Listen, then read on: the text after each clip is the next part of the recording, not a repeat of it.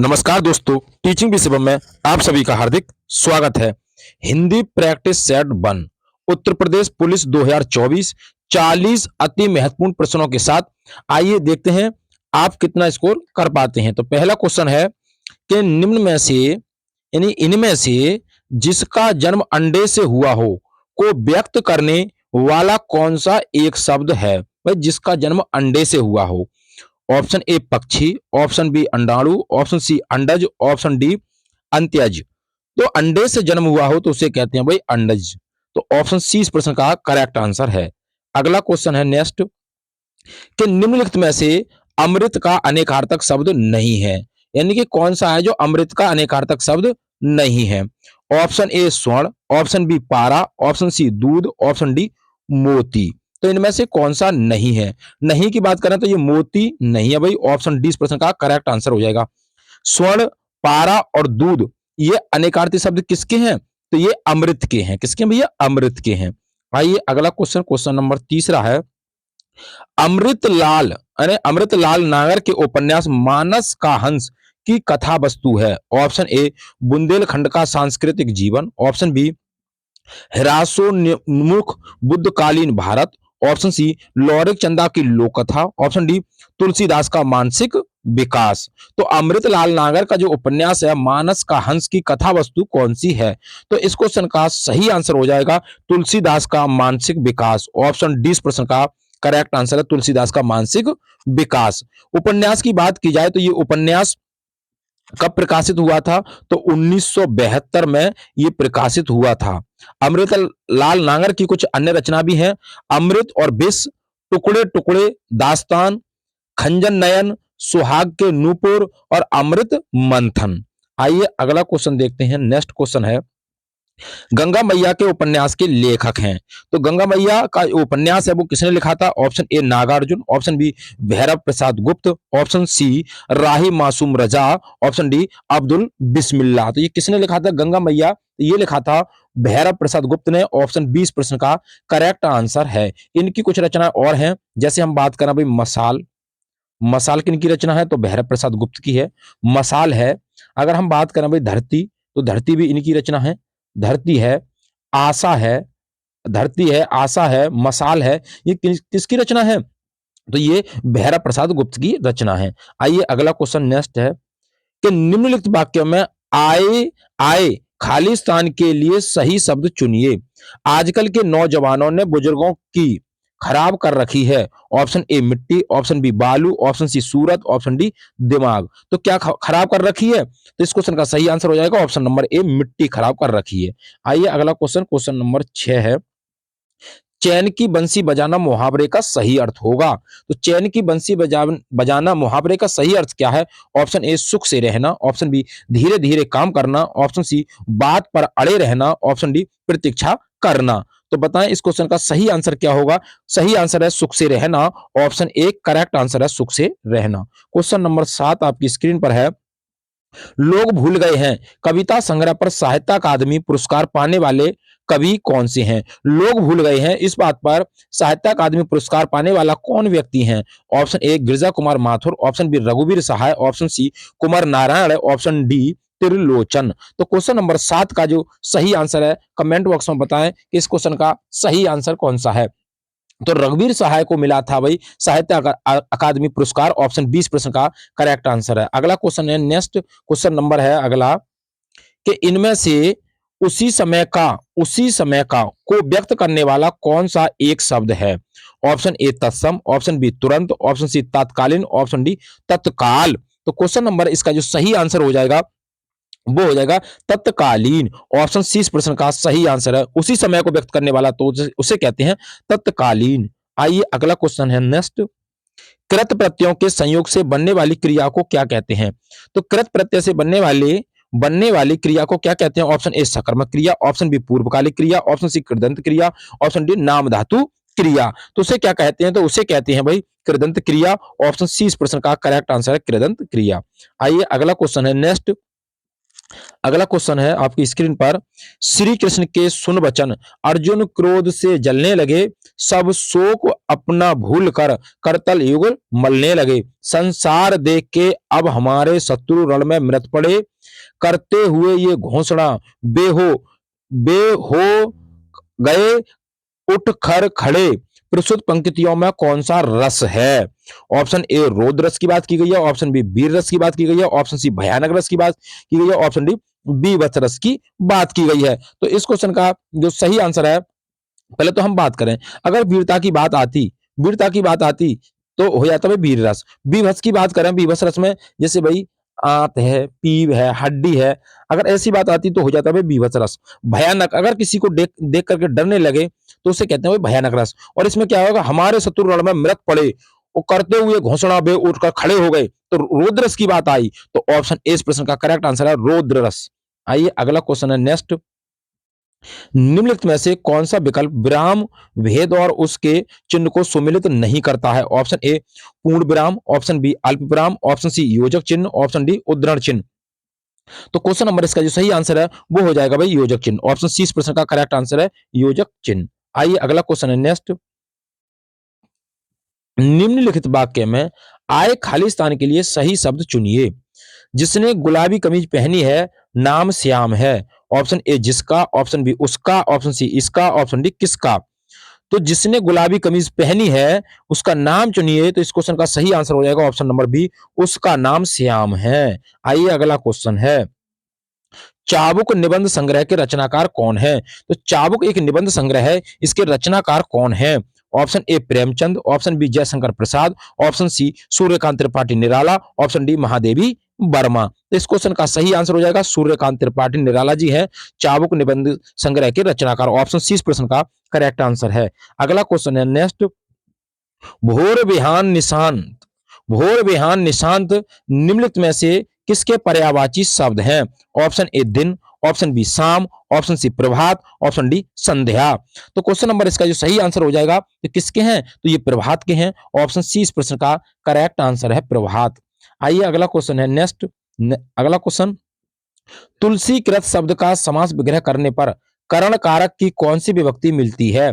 Option A द्वारा, option B का, option C मैं, ऑप्शन डी पर।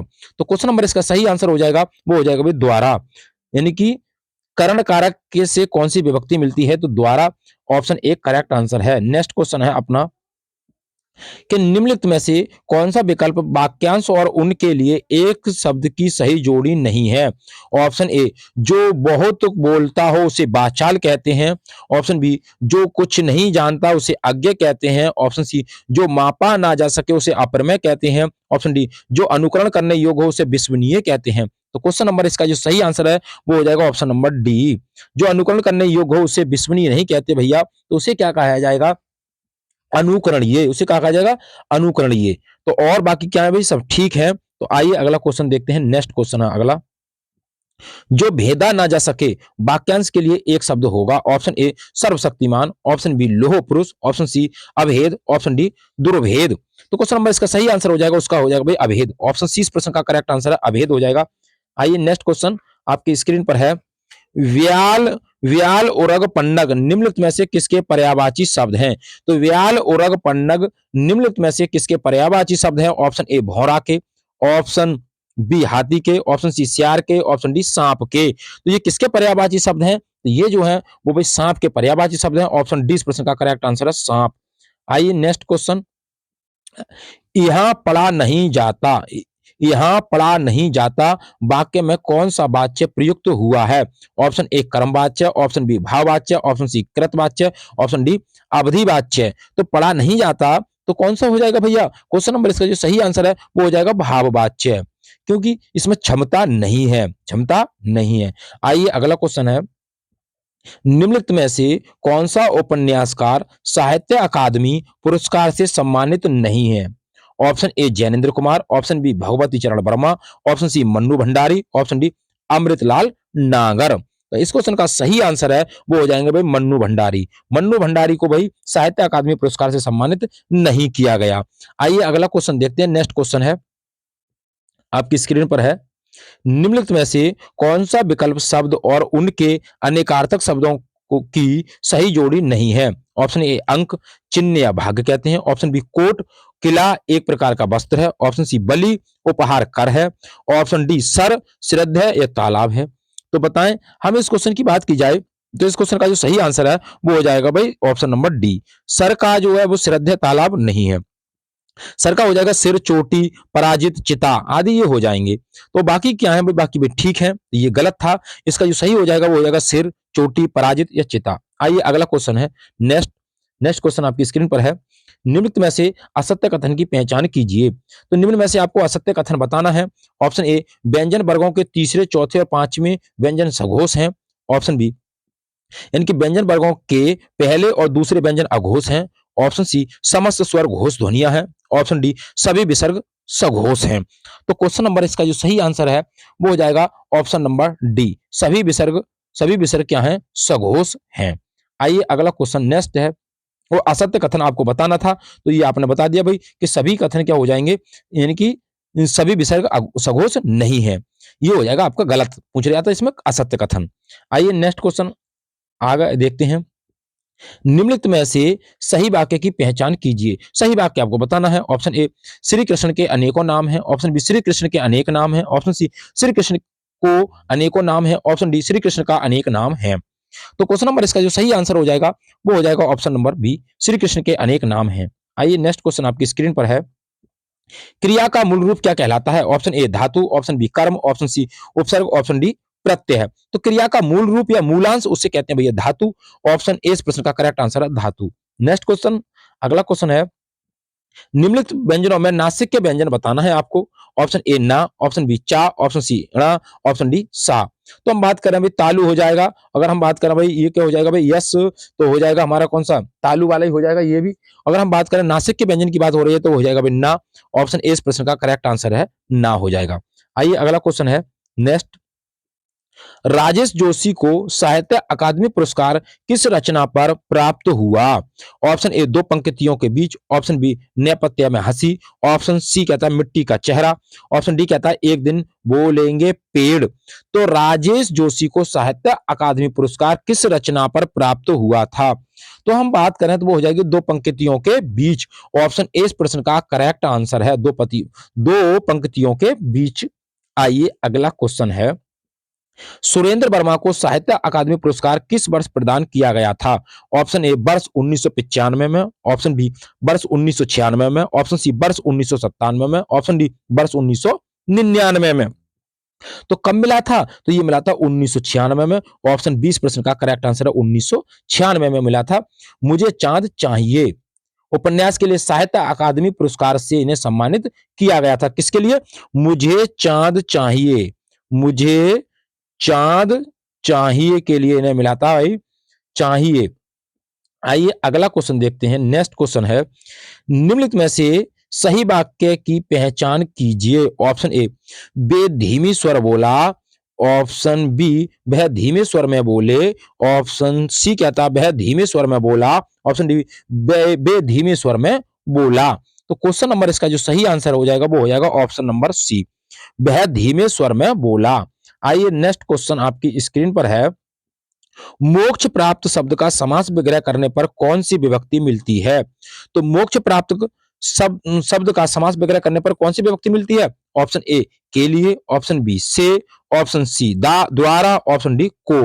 तो क्वेश्चन नंबर इसका सही आंसर हो जाएगा ऑप्शन नंबर डी हो जाएगा को इस प्रश्न का करेक्ट आंसर है को। आइए नेक्स्ट मोक्ष को प्राप्त। आइए अगला क्वेश्चन है। सांप छछूंदर की गति होना, सांप छछूंदर की गति होना मुहावरे का सही अर्थ होगा। ऑप्शन ए पछताना, ऑप्शन बी असमंजस में पड़ना, ऑप्शन सी घबरा जाना, ऑप्शन डी होश उड़ जाना। तो क्वेश्चन नंबर इसका जो सही आंसर है वो हो जाएगा भाई ऑप्शन नंबर बी असमंजस में पड़ जाना। आइए अगला क्वेश्चन है। नेक्स्ट क्वेश्चन है। निम्नलिखित में से कौन सा विकल्प सुमेलित नहीं है?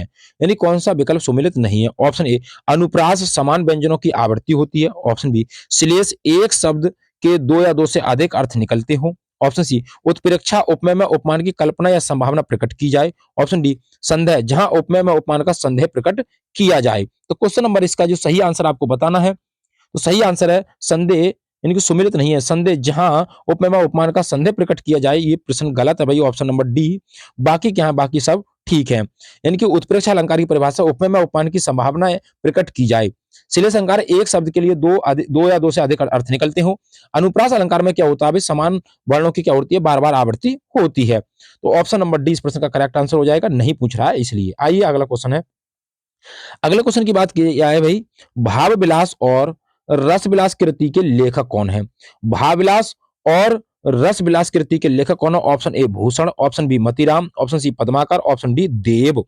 तो हम इस क्वेश्चन की बात करें तो इसके क्वेश्चन का आंसर सही हो जाएगा ऑप्शन नंबर डी, देव हो जाएंगे। कौन हो जाएंगे भाई? देव हो जाएंगे। तो उम्मीद करता हूं दोस्तों कि जो पुलिस का जो प्रैक्टिस सेट था हिंदी विषय से संबंधित, यदि वीडियो आपको अच्छी लगी हो तो वीडियो को ज्यादा से ज्यादा शेयर करें और लाइक करें, और कमेंट बॉक्स में अपना सुझाव अवश्य दें कि आपका स्कोर कितना रहा। ऑल द बेस्ट, थैंक्स, जय हिंद, जय भारत।